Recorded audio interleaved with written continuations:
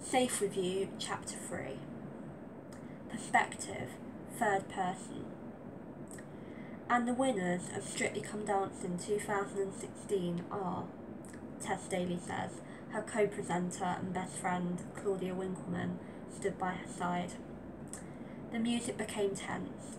The three couples left tapping along to the tune the band was playing, all of them fantasising in their heads that their names will be called out.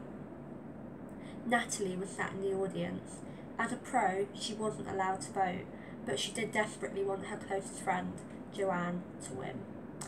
Ore was amazing that series, so he was deserving of winning as well. Then, for a split second, the music turned to silence, and all eyes and ears were focused on the beautiful blonde presenter.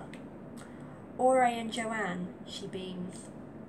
Natalie looks over to her friend and sees her mouth drop to the floor, and her partner begin to cry of pure joy. They were both in shock. Joanne's knees weaken, causing her to clutch onto Ore's arm for support. Natalie has the opposite reaction. She stands up, her hands clapping together. Both of the women were happy. Joanne saw her friend in the audience cheering her on. They looked at each other from across the ballroom floor, both of them smiling from cheek to cheek.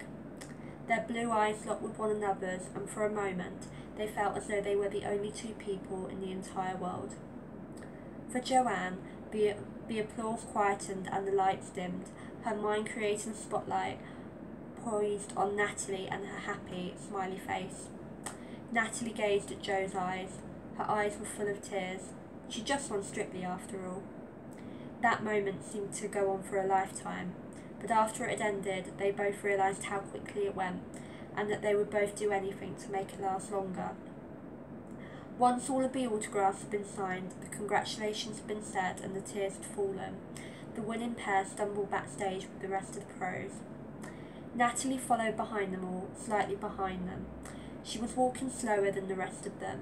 They were all cheering and being rowdy, whereas she felt a little tired. It had been a long day for her, a little stressful. AJ saw his crush walking with her head held low. He slowed his pace, so he was then walking next to her. He really did like her. He'd do anything just to get a date with her. Perhaps one kiss. That's all he needed. But she would always turn him down. "Are you all right?" he asked, concerned. "Of course I am. I'm happy for Joanne," she says, half smiling.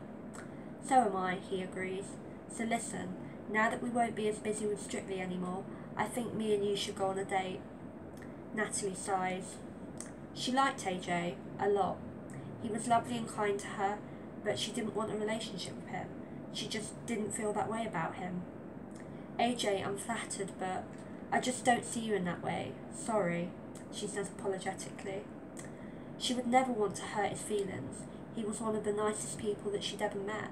Potentially one of her closest and best friends. Keyword, friend. She doesn't feel any romantic or sexual attraction to him. She just wished that he would get the hint and stop asking her out. "All right then, see you around." He brushes off the rejection. Before going back to the crowd of loud and cheering professionals, he gives Natalie a quick kiss on the cheek. Normally, Natalie wouldn't mind. Friends kiss each other's cheeks all the time. Brendan and Anton would often give her a kiss on the cheek. But Nat knows that AJ didn't mean it in a friendly way. He wasn't just being a gentleman, although there was no doubt to her that he was one. He was trying to flirt with her. Again. Joanne was in the midst of getting many hugs, and her ears being filled with applause and congratulations. She turns her head and sees Natalie walking behind everyone else. Her face looked stressed, somewhat sad. Jo attempted to go back and comfort her friend, but everyone else was pushing her back to convince her to celebrate. Natalie slipped away from everyone and let herself into her dressing room. She needed to be away from all the commotion. Once the door was closed and Nat felt a little more safe, she slumped into a chair by the mirror, resting her head into her hands. She wanted to be alone. She couldn't handle all of the shouting. And this may sound selfish, but she couldn't handle all of the happiness when she herself was the complete opposite of happy. She glanced into her mirror and saw that two girls were standing by her door. They'd let themselves in without knocking. Katia and Oksana. They weren't the nice per se to Natalie, or anyone for that matter, besides each other. They always seemed to have it out for Nat. They always went out their way to inconvenience her with constant little digs, trying to make her seem like a fool. It never worked. Natalie was far from a fool, but she could deal without the hassle right now. Not up to partying, babe?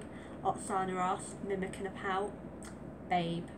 Natalie hated how Oksana would always refer to her as that. Yes, it's another normal thing that friends casually do. In fact, a lot of her friends call her babe in casual conversation. But Oksana was far from one of her friends. Sorry, my reading's terrible today. I'm not in the mood, Natalie tries to get rid of them. Is there any way to talk to your two best friends? Catcher mocks as the two walk closer to the Australian. You're not my friends, Nat says. Well, that's just nasty. I think you should apologise, Catcher says, even more mockingly than Oksana. Apologise? You really are full of yourself. Natalie would normally ignore the vicious insults that the two would throw at her, but she's had a bad day. She wishes she could just slap them. Maybe, but at least we don't look like you, Oksana says. Excuse me? Nat questions. You're just, well, ugly, Catcher says, full of hate. Ever considered facial reconstruction? Natalie's eyes widen. They cross the line. She was used to the occasional weirdo comment and the little digs that they'd always say. But to blatantly make someone feel hideous? Who would do something like that? Nat didn't know how to respond. What was she supposed to say back to a comment so full of downright hatred and cruelty? In a split second, Oksana's viciousness turned into evil. She had a glint in her eye. She'd seen the makeup on Natalie's dressing room table and used her eyes to get Catcher's attention. They both knew what each other meant. Get her, Nat, Oksana yells. Catcher grabbed hold of Nat from behind, gripping her body and restraining her from movement. Natalie struggled, but Catcher had gotten a tight hold on her. She wondered what they were going to do. They'd never gotten physical with her before. Only ever verbal abuse and attacks. Oksana grabbed lipstick and eyeshadow and began to smear it all over Natalie's face. The two queens, laughing at her, attempted to break free. Nat keeps on moving, trying to block out the words her attackers were saying. Only the most cruel ones would find a way to her ears, like ugly. Obviously, Natalie was none of these things, but she wasn't in the best of places, and she was beginning to believe what they were saying. Once they had had their fun, Catcher pushed Natalie to the ground, her face covered in various shades of eyeshadow and smeared with pink and red lipstick. The two ran out of their dressing room, giggling to themselves. Natalie felt humiliated. She felt so embarrassed. All she could think to do was cry, so there she was left, crying on the floor of her dressing room. She didn't know how long she was alone, but she just wanted to get her emotion out. Basically, she just needed the time to cry it all out. Joanne walked past Nat's dressing room. She was looking for her specifically. She finally managed to get away from everyone.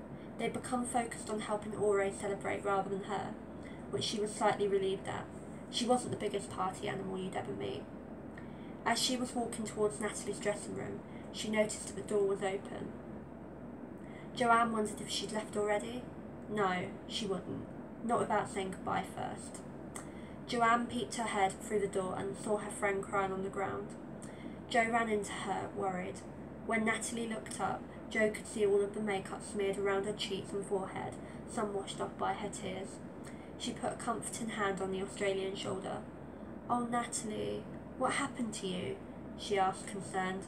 Oksana and Catcher happened, Nat replied underneath her tears. Joanne, if it wasn't for the fact Natalie needed help, felt like finding the two and giving them a smack, see how they liked it. How dare they treat their closest friend that way? How dare they treat anyone in that way? Go, Joanne, celebrate winning. I don't want you to look at me anyway, she says, defeated.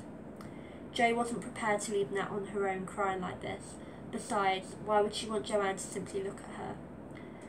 I'm not going anywhere, and give me one good reason why I shouldn't look at you, she says, quietly and sweetly. Because I'm hideous. I try and look pretty, but I'm not, okay? I'm just not, she yells at herself more than Jo. Oh no. Joanne became increasingly worried. What they had done had really gotten to her. She had to be the one to reassure her friend. No, no, no, don't you dare say that. You're more than pretty. You're beautiful, Jo says, trying to build Natalie's confidence. Then why don't I feel it? Nat says, defeated. So I don't have that much memory on here, and then it's still like half of the chapter to go because it's quite a long one. So for these longer chapters, I'm going to split them in half if I have to. So this is only the part 1. We're going to do part 2 in the next part. So anyway, hope you enjoyed it. Bye guys.